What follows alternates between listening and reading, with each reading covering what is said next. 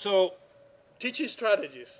The first one, and I really haven't read this in the literature in many places, but that's my own little spot here. You need to learn the technology that they're using. You definitely need to learn it before you make a decision whether it should be applied or not. Okay? So if you don't know it, take the time and get in there and play with it, and you're not going to break anything. You just play with them and play with the technology and figure it out. Because then you'll know as a professor, as a teacher, how to use it, or student services, whatever, how to use it for your benefit. Now, Facebook, Twitter, all those things, there's hundreds of articles about how wonderful they are for student recruiting, right? That makes sense. For student recruiting, that all makes sense because you're basically advertising yourself out in these networks where your customers are, okay? For teaching, it may be a different issue. All right, grabbing one with technology, did I write technology? For introducing material and creating material. So since their technology, soaked with technology, introduce technology to bring the material to them, but also allow them to create material with technology. And we've talked about this before, and of course it's a source of a lot of discussion and sometimes fights. Do they really need to write that paper in Microsoft Word, double space, and all that? Or do you allow them to do a play in YouTube?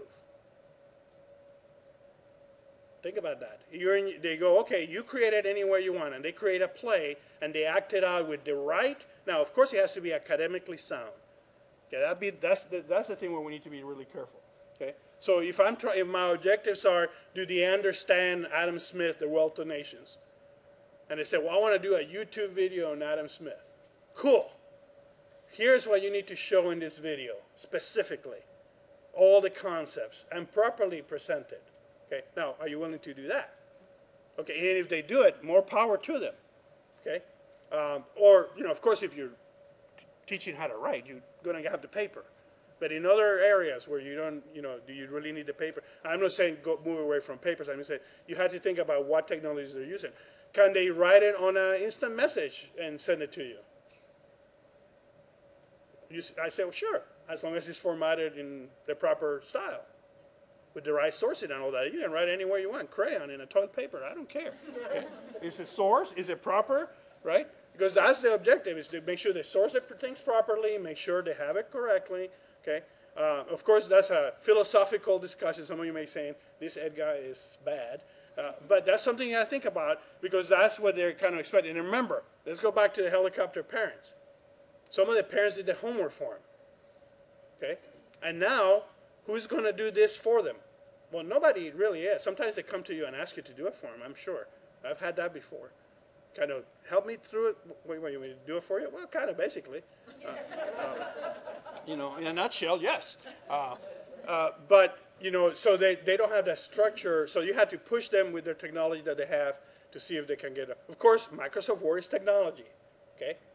Not to minimize that. It's technology, and you can push that too, as well to them. Okay? Try to break the partial attention cycle.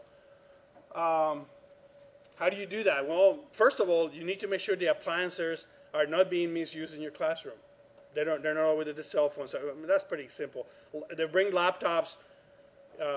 When I was in graduate school in 1999, that was beginning of the internet. We all had to have laptops, and we had this kind of theater seating in rows up there, and the professor right at the bottom down there. Okay, and we all had to be connected, and he would project here and push a button, and everything would come out in our laptops, right? Cool. Great technology. Except that when I looked around, everybody being Yahoo shopping and, Amazon, we were all fascinated by this new thing called the internet, and we're all distracted in all the, a lot of, that's when the boom, so a lot of people, investing in stocks, MBA program, investing in stocks, those kind of things. And nobody was paying attention in a lot of classes. So, you had to kind of break that part of it. Okay. Simple overviews before concentrating on details. So kind of simplify for them. Of course, you say, well, they should be ready to come. Well, what if they're not? What do you do? Okay. Now, at a higher level, if you had them for a couple of years, you expect a lot more things. But they're brand new in your first year, and they're 18 years old, and when they arrive in your classroom, they put their laptop down, they break out the cell phone and put it down, right? And they're, before you even start class, they're on the phone and they're doing this. How do you get them back? Okay. a person I admired a lot who's teaching me how to teach, basically. And he says, first thing you do is you bang on the desk really loud or drop something, right? And then everybody looks at you, and now you got their attention. And then you need to, once you have their attention, to keep their attention somehow through the whole period of time, okay? So that's why you see me so animated all the time. Okay? Now, another thing is point them to the best technologies for research, okay? If you say go research, and you don't tell them where the best places are, what technologies to use, what makes it easier for them to find information. And by the way, Google is not it, right? I don't know what the percentage is. David might know the answer. How many books are digitized now? What's the total? I think it's getting up to about 20%. Okay, so 20% of all written material is digitized. What happened to the other 80%? Where do you get that? Go see Dave, library, right here. Okay, that's where you get it. And you had to point him to it. Now, of course, you say go to the library. That's not a digital thing. But what you need to tell him is, here's the link for the library research that I'm going to put in Angel, and I'm going to put it really prominent for you. And these are the website or databases you need to be looking at to get your research done, right? And I'm going to point you to the things that are good and clean for you, right?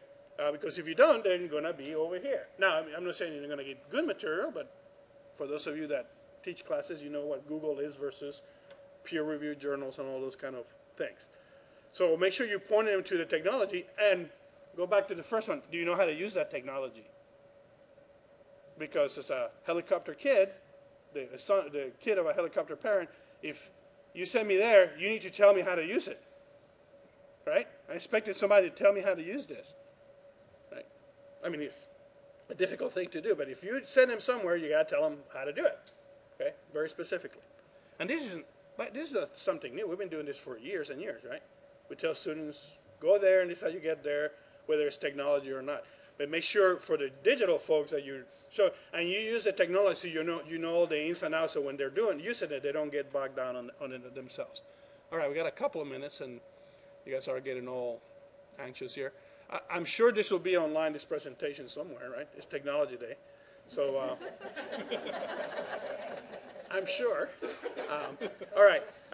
Another one is use email, websites, and public folders to post reminders, due dates, and grading criteria.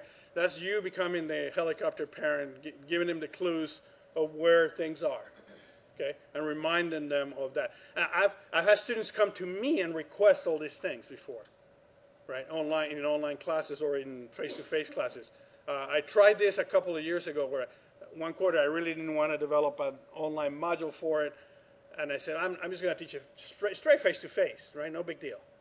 First class is like, where is the, back then it was WebCT, where's the WebCT thing? We want to see this, where's the schedule online? So I had to personally go, okay, I'll be back. Later on that day, I put it all up.